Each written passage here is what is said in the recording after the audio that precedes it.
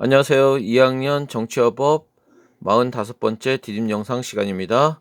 이번 시간에서는 근로자의 권리 보호라는 제목으로 학습지 135쪽, 교과서 158쪽부터의 내용을 함께 공부하도록 하겠습니다. 이 단원에서는 노동법이 등장하게 된 배경에 대해서 살펴보고 근로기준법의 기본적인 내용에 대해서 이해하는 시간을 갖도록 하겠습니다. 그리고 노동 3권, 노동 3권에 어떤 내용이 있는지, 어떤 의미가 있는지 살펴보고 그 다음에 근로계약과 관련된 청소년의 권리에 대해서 파악해보는 시간을 갖도록 하겠습니다. 자, 먼저 노동법이 등장하게 된 배경을 한번 살펴보도록 할게요. 자, 노동법은 사회법의 한 종류라고 얘기할 수 있죠. 그래서 사회법이 등장하게 된 배경을 살펴보면, 자, 사회법이란 사적 자치 원칙, 사유재산권 존중의 원리가 지배하는 뭐죠? 개인 간의 생활 관계, 그렇죠. 사법 영역에 국가가 개입한 거죠. 그래서 공법적 사법 영역에 국가가 개입하여 공법적 규제를 가할 수 있도록 제정된 법을 사회법이라고 합니다. 그래서 이 사회법의 별명을 보면 공법과 사법의 중간 영역 또는 제3의 영역 이런 말을 붙이죠. 자, 이러한 사회법이 갖는 의미를 가지고 자, 그 등장하게 된 배경을 보면 사회법은 자본주의가 발달하는 과정에서 빈부격차가 심화되고 환경이 오염되고 노사 간의 대립이 심화되고 이런 어떤 그리고 경제 문제가 발생하고 이런 문제가 발생해도 이를 해결하기 위해 국가의 어떤 개입이 이루어지지 않는다면 더 커다란 문제가 발생하겠죠. 그래서 이러한 국가의 어떤 역할을 강조하기 위해서 사법 영역에 바로 공법적인 규제, 어떤 개입이 필요하게 된 거죠. 그래서 이러한 사회법이 등장하게 되었다. 그 대표적인 영역이 경제법이라든지 아니면은 사회보장법 또는 바로 노동법과 같은 그런 법의 영역이 발생하게 된 거죠. 그래서 경제적 약자인 근로자를 보호하기 위해 자, 예전에 같으면은 이런 시장에 국가가 개입하지 않았죠. 그렇지만 이제는 여러 가지 문제가 발생했기 때문에 사회적 약자인 근로자를 보호하기 위해서 이런 여러 가지 법을 만들고 근로자들의 어떤 인간다운 생활과 생존권을 보장하려는 목적으로 바로 노동법이 발생하게 된 거죠. 자, 20세기 접어들면서 이러한 사회법이 등장하게 되었다. 본격적으로 등장하게 되었고, 예를 들면 자, 노동법 중에서 가장 중요한 법이라고 할 수 있는 근로기준법이라든지 노동 3권이 보장되어 있는 노동조합 및 노동관계조정법 이런 것들이 바로 노동법의 대표적인 예라고 볼 수 있습니다. 그 다음으로 자, 그래서 여기서 근로자의 의미를 보면은 임금을 목적으로 근로를 제공한 자를 근로자 또는 노동자라고 얘기할 수 있죠. 이렇게 임금을 목적으로 근로를 제공한 자, 선생님도 노동자 또는 근로자라고 얘기할 수 있는 거죠. 그래서 자, 근로기준법은 근로 조건의 기준을 정하여 근로자의 기본적인 생활을 보장하는 가장 중요한 노동법이다. 이렇게 얘기할 수 있겠죠.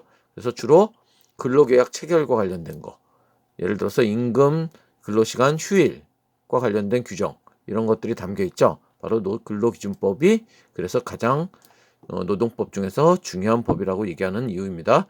그래서 근로계약, 근로자가 사용자에게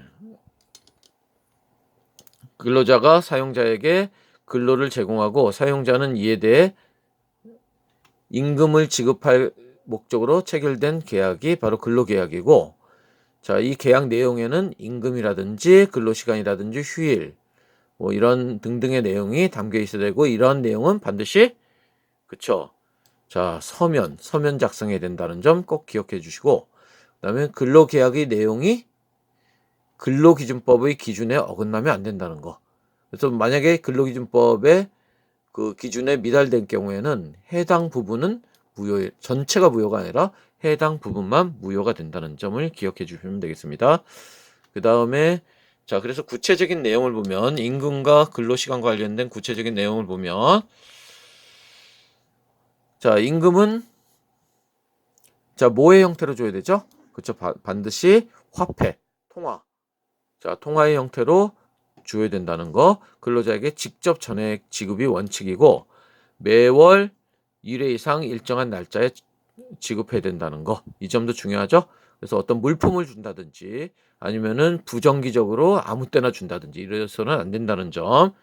그 다음에 최저임금액 이상의 임금을 지급해야 된다는 거. 그래서 최저임금법이 적용되고 만약에 최저임금보다 적은 금액 임금을 주기로 근로계약을 체결한 경우에는 바로 최저임금만큼 주는 것이 원칙이라는 걸 기억해 주면 되겠죠. 그래서 임금의 계산과 구체적인 지급 방법은 근로계약이라든지 아니면은 단체 협약으로 정할 수 있다라는 점.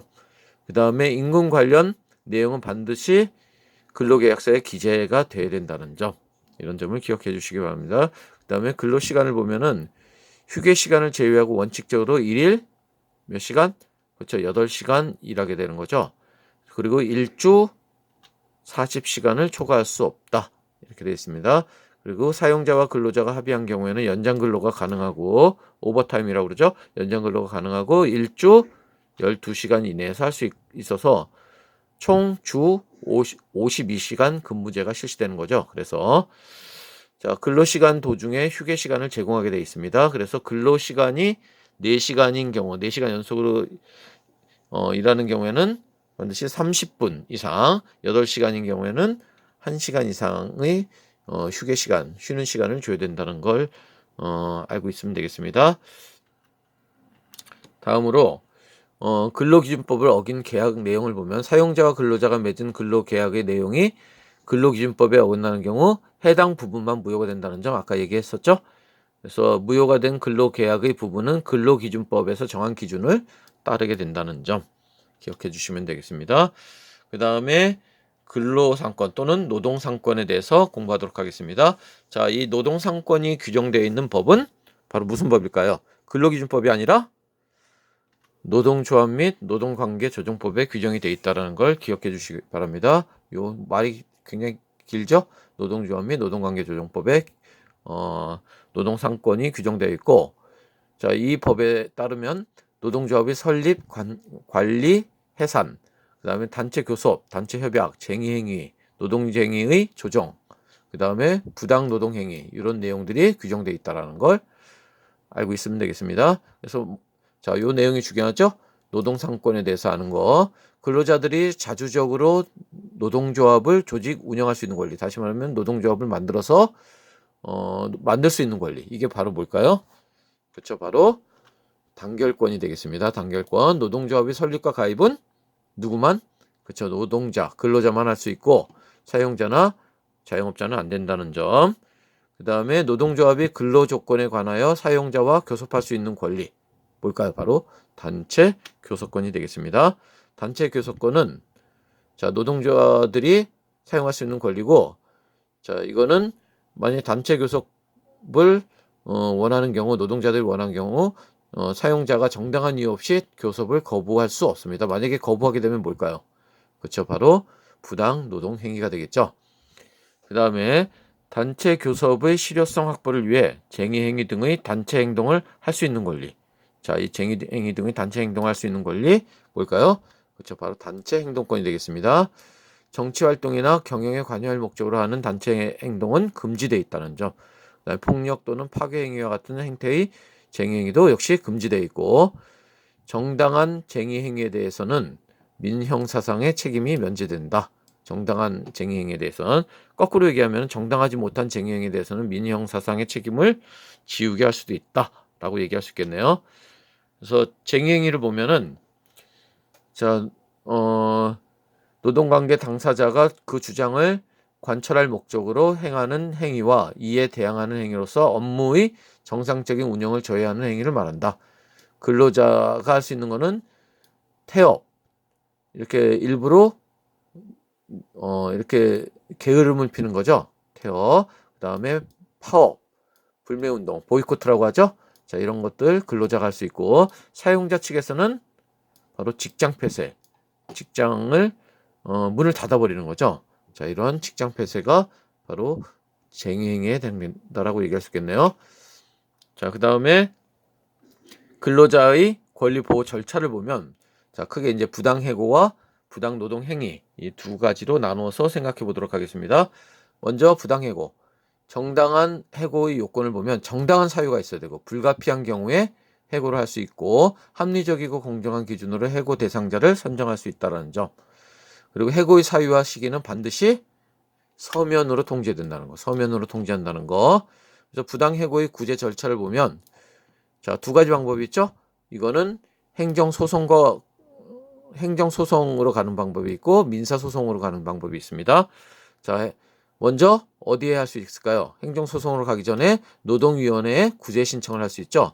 그래서 이렇게 노동위원회에 구제 신청을 했는데 자, 그 결과에 불만이 있는 경우 바로 행정소송으로 갑니다. 행정소송도 역시 3심으로 이루어진다는 거. 1심이 어딜까요? 바로 자, 이 노동위원회를 대상으로 한 행정소송이 되겠죠. 그래서 행정법원이 1심, 그 다음에 고등법원, 대법원 이렇게 행정소송, 노동위원회의 어떤 결정에 대한 불복 절차라고 볼 수 있겠죠. 그 다음에 바로 민사소송을 통해서 법원으로 갈 수도 있죠. 바로 그럴 때 하는 것이 해고 무효 확인 소송을 할 수 있습니다. 이거는 노동위원회를 대상으로 하는 게 아니라 그 사업주를 대상으로 하는 게 되겠죠. 그래서 민사소송을 바로 할 수도 있다. 그래서 노동위원회를 거치지 않고 바로 법원에 해고 무효 확인 소송을 제기할 수 있다는 점 알고 계시면 되겠습니다. 자, 이상 45번째 디딤 영상 시간을 마치고 나머지 내용은 다음 디딤 영상에서 다시 얘기하도록 하겠습니다. 수고했습니다.